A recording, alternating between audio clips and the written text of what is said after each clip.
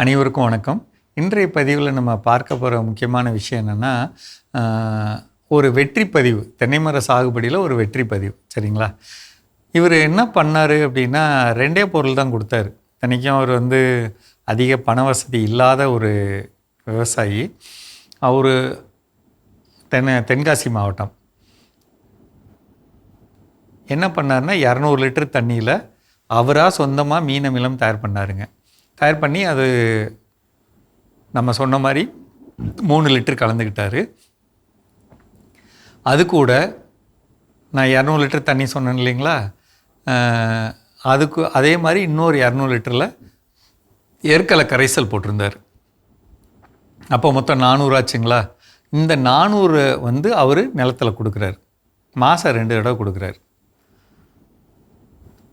ஒரு மரத்துக்கு 6 லிட்ரு, 70 மரங்க, மரத்துக்கு 6 லிட்ரு உத்தேசமாக அந்த மாதிரி கொடுக்குறாரு. அதனால் என்ன நடந்தது அப்படின்னு சொன்னால்,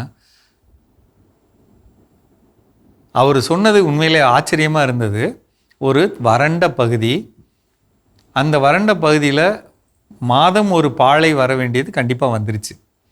காய்களோட சைஸ் பார்த்திங்கன்னா 1.100, ஒரு காய் 1.100, 1 கிலோ 100 கிராம், அந்த மாதிரி காய் பெருசாகுது. உள்ளே எடுத்து பார்த்தோம்னா அந்த தண்ணீரே பார்த்திங்கன்னா 375 மில்லி தண்ணீர் இருக்குது. காய் அவருக்கு பெருவெட்டு காயாக வந்ததுனால அவரோட விளைச்சல் கூடியிருக்கு, விலையும் கூடியிருக்கு, அவரோட வருமானம் கூடியிருக்கு. அவர் கொடுத்தது என்னது? 2 பொருள் தான். ஆனால் என்ன செஞ்சார் அப்படின்னா, தொடர்ந்து கொடுத்தாரு.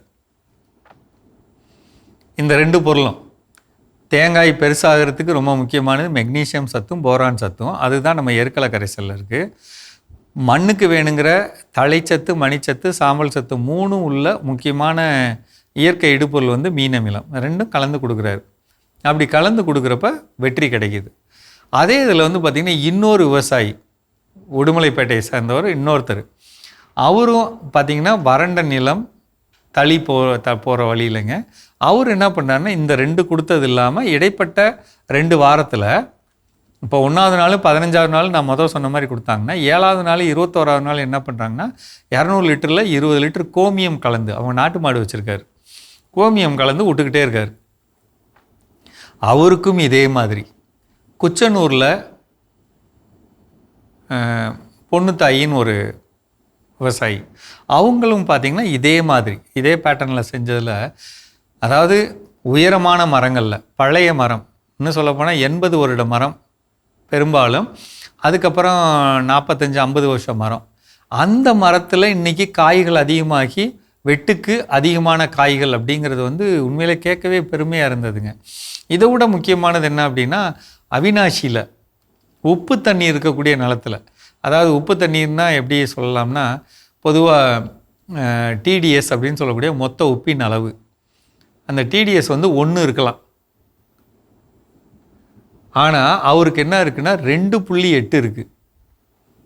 1.1 இருக்கக்கூடாது, ஆனால் அவருக்கு 2.8 இருக்குது. அந்த நிலையில் அவர் இதை கொடுத்து, அவர் இன்னும் ஒரு பொருள் சேர்த்துக்கிட்டார், ஈயம் கரைசல். அந்த ஈயம் கரைசலையும் கலந்து அவர் நிலத்தில் கொடுத்ததில் இதே வெற்றி. 1.1 கிலோ காய் சைஸு, காயை வெயிட் போட்டு ஃபோட்டோவே வச்சுருக்காங்க. நீங்கள் கேட்டிங்கன்னா நான் உங்களுக்கு வாட்ஸ்அப்பில் அனுப்புகிறேன். நம்பிக்கை தான் அது. தொடர்ந்து செய்யணும் அப்படிங்கிற எண்ணங்கள், அப்படி தொடர்ந்து செஞ்சாங்கன்னா ஜெயிச்சிடலாம்.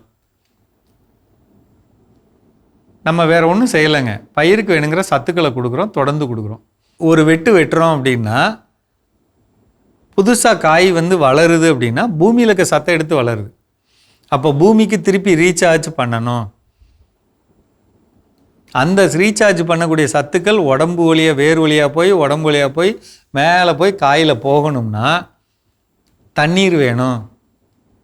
அந்த தண்ணீர் முறையாக கொடுக்கணும், தொடர்ந்து கொடுக்கணும், சீராக கொடுக்கணும். தொடர்ந்து கொடுக்கும்போது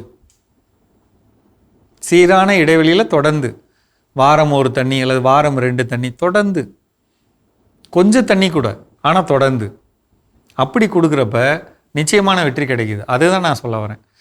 அது மிகச்சிறந்த சந்தோஷமாக இருந்தது. அதை உங்களோட பகிர்ந்துக்கணும்னு நினச்சேன். முடிஞ்சால் செய்யுங்க. மீண்டும் சந்திப்போம்.